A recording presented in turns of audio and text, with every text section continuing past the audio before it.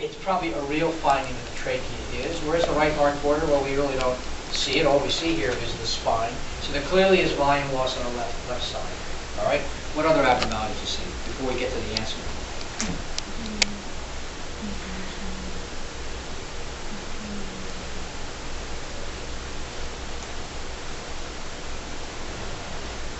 Anybody see? And if I said in the left lower border, maybe, or an effusion, I don't know. The left lower border. No diagnoses, just abnormalities. Because once we put all the abnormalities together, then we can make the diagnosis. So you're saying that there is an abnormality in the left left lower lung zone. Yeah, you don't have to be even so specific. You're describing X-rays to yourself or to anybody. You don't have to be so specific. Use general terms, density, etc. Abnormality. Because you're not there yet. You're going to put together the composite of all these things. So you see a density here in the left lower lung zone. Is that what you're pointing to as a density? Okay, what else do you see? I agree.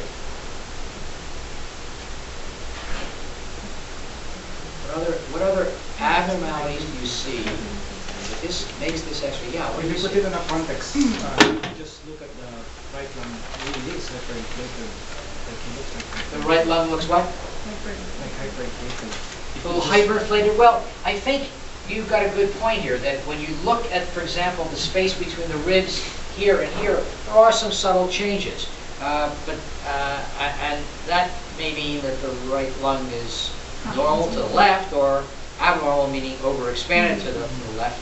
And we don't know that yet, but I agree that along with this size, that it looks like there's a little hyperexpansion when you look at the space between the ribs, which looks a little bit more. Okay, anybody see any other signs? I'll give you a hint. Diaphragm. Yeah, the right diaphragm is lower than the Well, not really. Where is the left diaphragm? we have the You see bowel lobes, actually. yeah, the Yeah, the bowel bowel lobes. lobes. So it should be Should be. Is it? You don't know, do you? no. Why don't you know? Maybe there's Is a there hernia. herniation? Because you don't see it. No, you don't see the left heavy joint. That's the point here. You see it there? Now, you can infer the loop, the stomach, the bubble, the this, the lung. You do not see. Now, do you see it on the right? Very nice and sharp on the right. Do you see anything that would you could say, well, that's the diaphragm? All right, so you have obscuring of the left hemidiaphragm, okay? Usually in everybody's X-ray, well visualized. Now, obviously, the left heart border sits on top of the, so that sometimes immediately you may not see the whole thing, but usually in a well-penetrated film, you can see the you don't see it at all. Okay, keep going. You're on a roll here. What else do you see? There's an infrared opacity retrocardiac. A retrocardiac opacity. That's what you were describing. Okay, so you're saying over here. All right. What's the shape of that opacity? Bottle-like shape. It's what?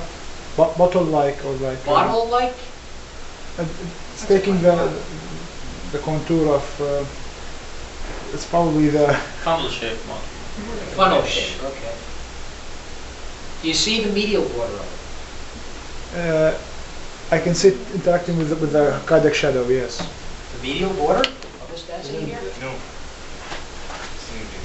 This is probably the pleural reflection, this line here. And maybe that's the medial border of it. It's up against the mediastinum. You don't really see for sure. Do you see the lateral border of it? Yes. Yeah. What can you tell me about that lateral border? It's well demarcated, sharp. It's well demarcated, and it's a straight line. That is the key to this whole thing. There's other things that you picked up on. Anytime you see a straight line, when you're looking at chest X-ray, what do you think you're seeing? Usually. A fissure. A fissure, exactly. So what fissure could this be? Well, the answer is Not a fissure. there's only one on the left. Yeah. So it has to be The trunk. the major or the oblique fissure. There's only, remember, on the left-hand side, there's only one. I'm going to go over some anatomy. Next time we see you, we're going to go over all the anatomy of the lung. This is just for fun. I do the same. So on the left side, all you have is an upper lobe and lower lobe. On the right side, you have that same oblique fissure, but you also have an extra fissure which makes the middle lobe. Okay, we call this the horizontal fissure, and this the oblique fissure, this the major fissure, this the minor fissure, but whatever you call it. One is goes this way, and the other is oblique. Okay, so you only have one fissure. So anytime you see that, you can anticipate that a straight line like that usually demarcates a fissure, which demarcates a lobe. Correct? Now putting this all together with volume loss on one hemithorax, with something obscuring the left hemidiaphragm here, with a very straight line of a fissure, and then a density in between. So what does the density usually represent on a chest X-ray? Either an infiltrate, a mass. Either there's an infiltrate, meaning the air-filled lung is no longer air-filled, but it's filled with fluid, exudate, transudate, it could be anything, okay, drowning, whatever it could be. So it's no longer air-filled, so it's infiltrated with something. Mass lesion, which also in a way is infiltrated, but in a more solid tissue way, okay, a mass lesion. Or, somebody said it. Collapse. If you take a lung that's this big and you suddenly collapse it more and more, all the air is out, what are you seeing? You're seeing less air, more tissue. Okay. So without giving you the diagnosis, let's now go to the question. Do you think this is a left pleural effusion? No. No. Why don't you think it's a left pleural? What do left pleural effusion look so differently here? Will be obscuring the left lower quarter. Well, it would obscure the left lower lobe. You would see something maybe in this angle here, which is hard, it's a little blurred. But you'd see, and it does have a meniscus, but does the meniscus look like this? No, usually the meniscus, if it is, you can see it immediately, but usually it's higher on the lateral. So there's really no meniscus going up here. It'd be a funny collection of fluid. It could possibly be a loculated collection of fluid. We're really stretching it. There are show you some examples of loculated fluid. They usually don't look like this. So nobody's going to jump up and down and say left pleural effusion. Yeah. And the mediastinum should be in the other side. Exactly. That's a good point. That usually when there is something added to the thorax, if anything, it's going to be pushing this side. Very good point. All right. Is it left lower lobe atelectasis? What do you think?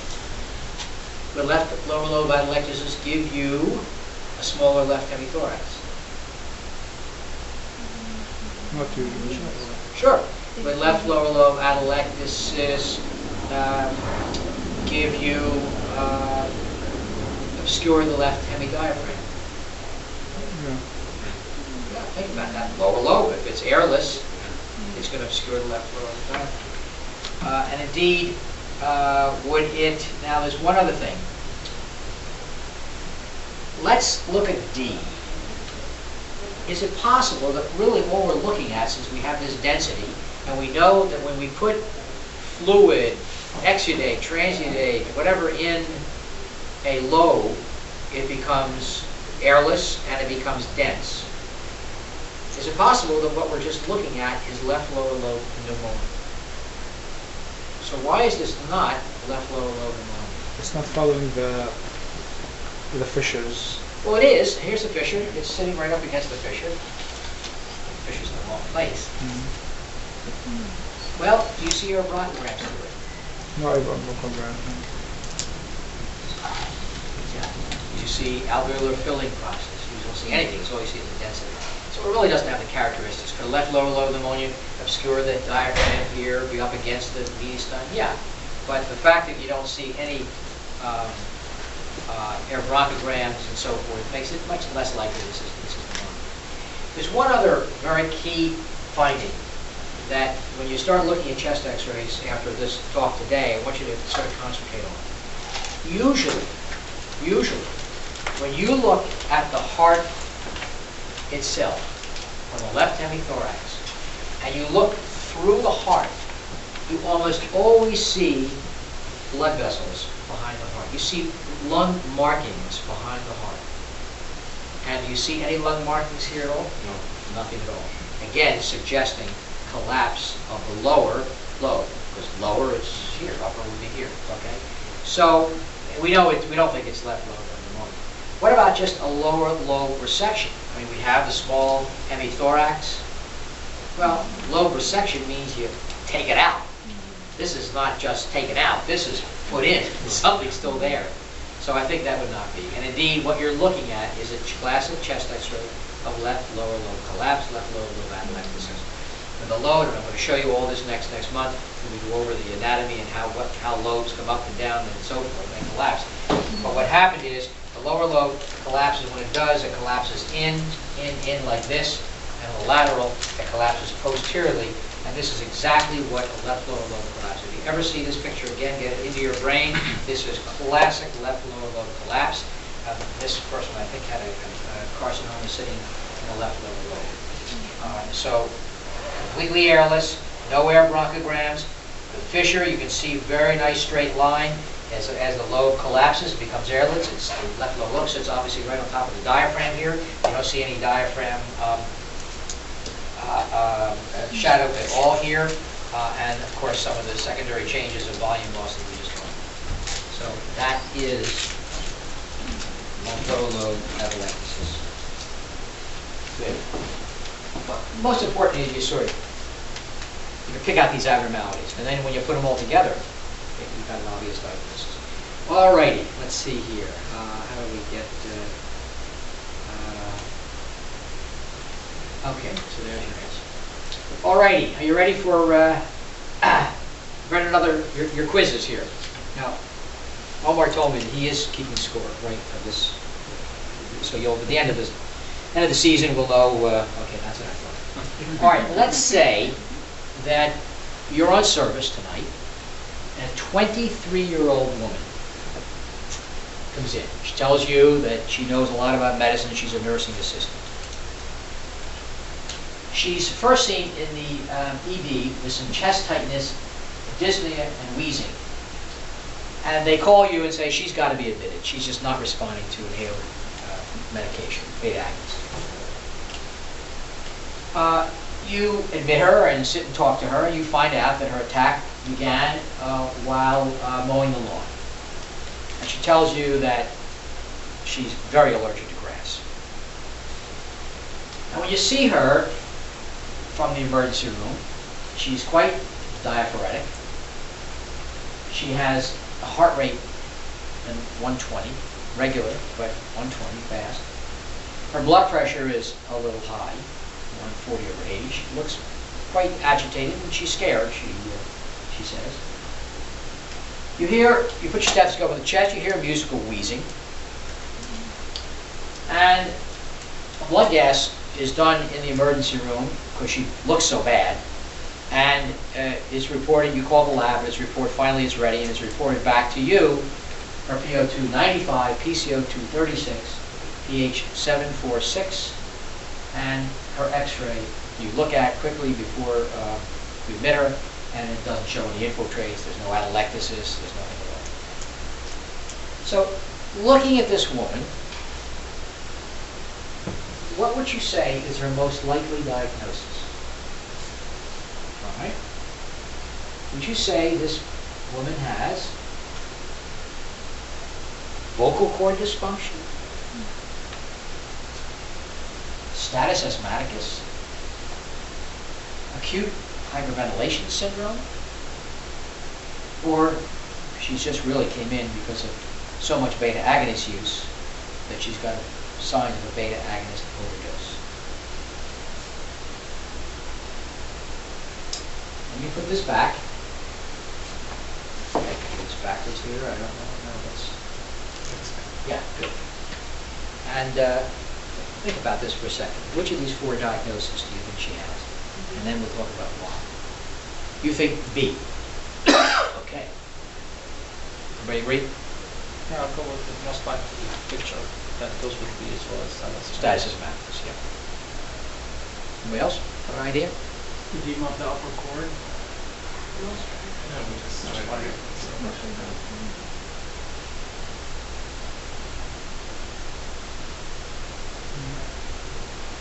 Asthmaticus usually is hypoxic, and usually the reverse sounds are on the silent size due to the severe obstruction, but it could be early with pharynx, carotid, and respiratory wheezes.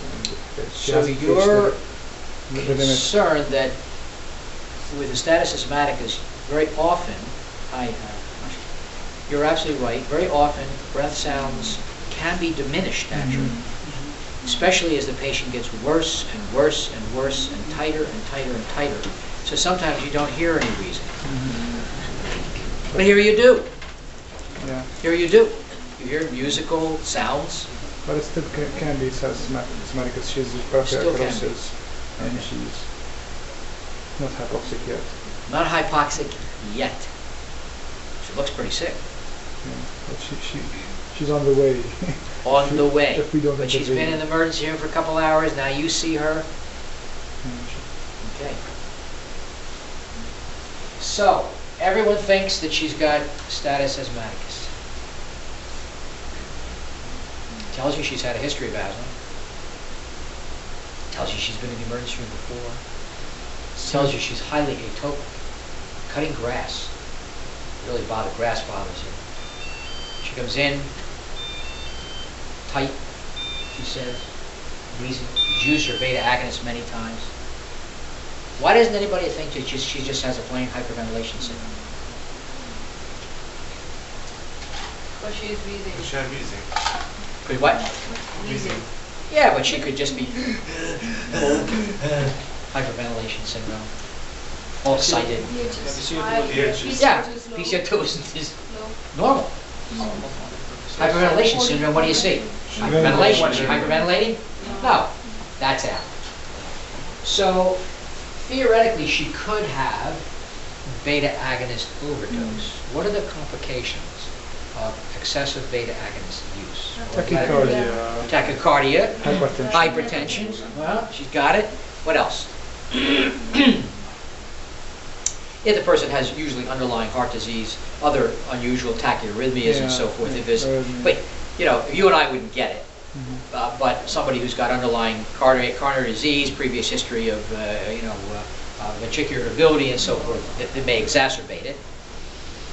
Hypokalemia is something that you should look for, which has been described.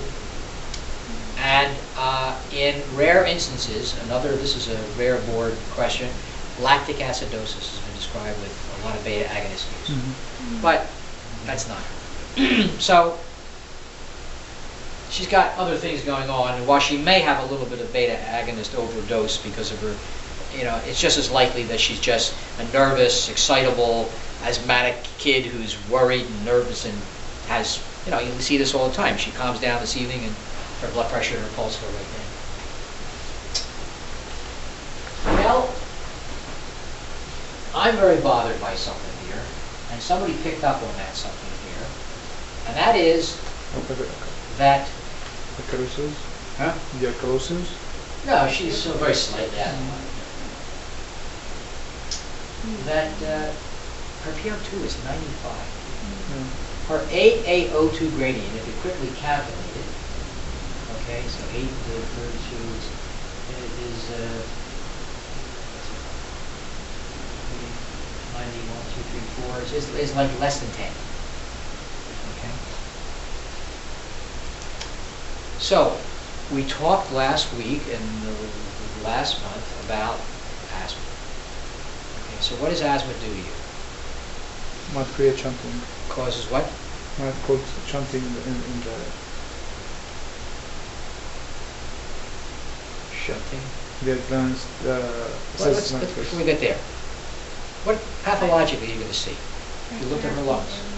Inflammation. You'd see inflammation in the airways, so the airways would be narrow. You'd see increased air resistance. Which airways? Large, small, or both? Small. Both. Large and small airways, mainly small, you're right. What would you see if you looked in those airways? I showed you a picture last week. Mucus plugging in those airways. Okay. And then you'd see, obviously, bronchospasm. Okay. So, think about this. You have a condition that causes airway disease, narrowing of the airways with these multiple mechanisms. Okay? Now, you've got perfusion going on by the airways obviously supplying air to the alveoli, you've got perfusion going on. So what is the abnormality that you would see in asthma? You would see VQ mismatch. You wouldn't have enough ventilation, perfusion would continue. Now, it is possible, and you're absolutely right, that if you had airways that look like the picture I showed you last week of severe mucus plugging in some of those airways, there may be some shunting through those airways, which could be occurring. Most of the time, you've seen, when you treat an asthmatic, you put a little oxygen under their nose and their PO2 is normal. So they're usually fairly easy to oxygenate, as opposed to patients who have a shunt, where you could give them, you know, another atmosphere of oxygen, and if it's shunting, it's shunting. You just can't get oxygen down to that occluded area. So, based on the physiology that we just talked about, airways occluded, constricted, inflamed, narrowed, with resultant VQ mismatch. What does VQ mismatch result in if it's a low ventilation to perfusion ratio? A wide A gradient. So how can you have a woman coming into the hospital with status asthmaticus and a totally normal A gradient? It just doesn't make a lot of sense. So I think that she's got another diagnosis. Vocal cord dysfunction. And let's go see. Okay. The patient was given oxygen, several more treatments of inhaled beta agonists and intravenous corticosteroid. She continued to fail to improve. Okay? Now, I'm going to show you another question based on what I think she has and what some of you are now figuring out that she has. Which of these, all these statements are correct about this woman's diagnosis? And we'll go over this after the question. Except one thing. So which is incorrect? Do you think that Heliox would improve this patient's condition? Do you think you like that answer? Okay. Do you think that fiber optic laryngoscopy to be dangerous and contraindicated? Looking down at her cords? Do you think that the flow volume loop of this person is normal? Or do you think the patient has a history of psychiatric disease? I would say C. Is the false statement. B is wrong. Yeah, answer. Well, I'm going to tell you that this patient did have vocal cord dysfunction. I'll tell you why and how to recognize it. B, I'm going to tell you that, that the answer is fiber optic laryngoscopy is actually the way you make the diagnosis. So, what's the problem here? The problem here is that last couple of times we talked about some of the physiologic mechanisms of asthma assessment, but we know that many, many times patients will come into the emergency room for a variety of things, give you subjective complaints, you make a quick diagnosis because those subjective complaints clearly point to diagnosis, in this case status asthmaticus. So she did have this shortness of breath, she did wheeze, she certainly had this respiratory, distress. She did not improve with beta agonist, although she's told us that in the past she has responded to it. She told us that she was provoked by aeroallergen, she was mowing the lawn, so everything's subjective, it just yes, yes, yes, and yes. The problem was that we really didn't have the objective measures of this disease, which is so important. So we certainly would at some point like to see what spirometry showed. We would anticipate that it would show airflow obstruction. We would anticipate that if we gave a beta agonist, she would show reversibility. Now, at some point, we need to do this.